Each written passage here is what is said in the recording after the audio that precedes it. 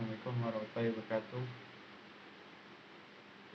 Kali ini saya akan menjelaskan materi resume tentang jaringan syaraf tiruan prediksi jumlah pengiriman barang menggunakan metode backpropagation. Yang mana di sini studi kasusnya itu di kantor pos Binder.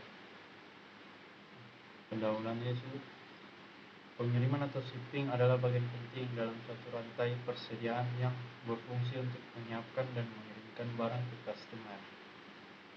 Transportasi berhubungan dengan model transportasi apa yang dipakai agar efektif dan efisien, baik dari sisi biaya, kecepatan waktu pengiriman, dan kecepatan waktu.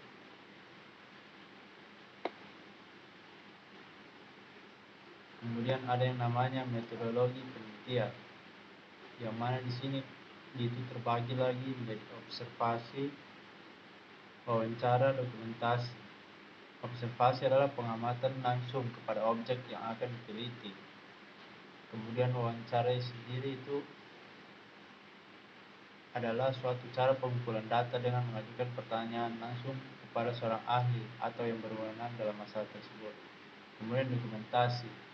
Ini adalah cara pengumpulan data dengan mencari data-data mengenai hal-hal atau variabel yang berupa catatan, transaksi, buku, dokumen, peraturan, dan lain sebagainya. Kemudian jaringan syaraf tiruan ini ialah merupakan suatu sistem pemrosesan informasi yang mempunyai karakteristik menyerupai jaringan syaraf biologi.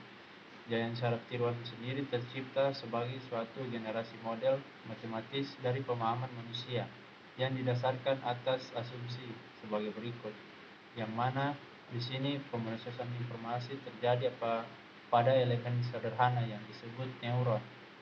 Kemudian sinyal mengalir di antara sel saraf atau neuron melalui suatu sambungan penghubung. Kemudian setiap sambungan penghubung itu memiliki bobot yang bersesuaian. Bobot ini akan digunakan untuk menggandakan atau mengalihkan sinyal yang dikirim melaluinya.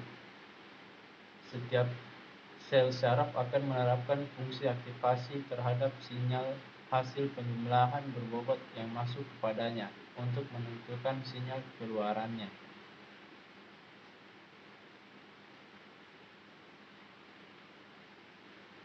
Kemudian metode backpropagation ini sendiri adalah metode jaringan syaraf tiruan untuk menangani masalah pengenalan pola-pola yang kompleks.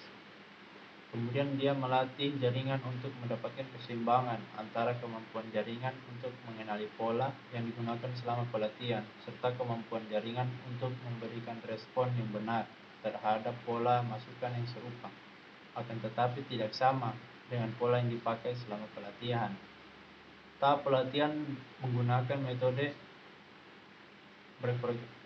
backpropagation dari 3 fase, yaitu maju, mundur, dan fase perubahan bobot.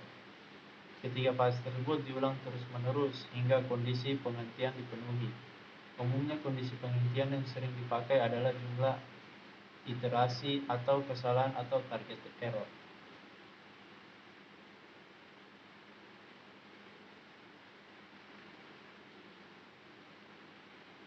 Kemudian ada yang namanya pemodelan sistem jaringan syaraf tiruan dengan menggunakan algoritma backpropagation.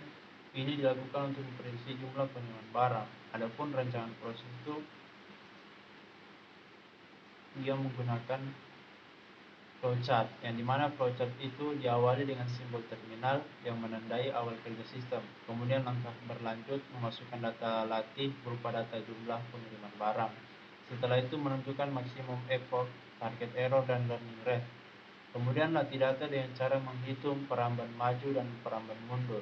Jika tidak konvergen, maka proses diulangi hingga data latih menjadi konvergen.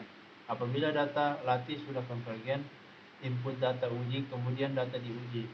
Hasil prediksi jaringan syaraf tiruan diketahui dan proses selesai. Ya, kurang lebih seperti itu. Jadi kesimpulannya itu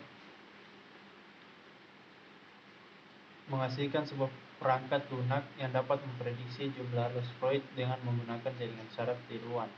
Selama proses perancangan dan implementasi program aplikasi, pengenalan pola dapat diambil kesimpulan sebagai berikut, yang mana di sini menganalisa data-data pengiriman barang dapat dikenali oleh sistem jaringan saraf tiruan dengan metode backpropagation.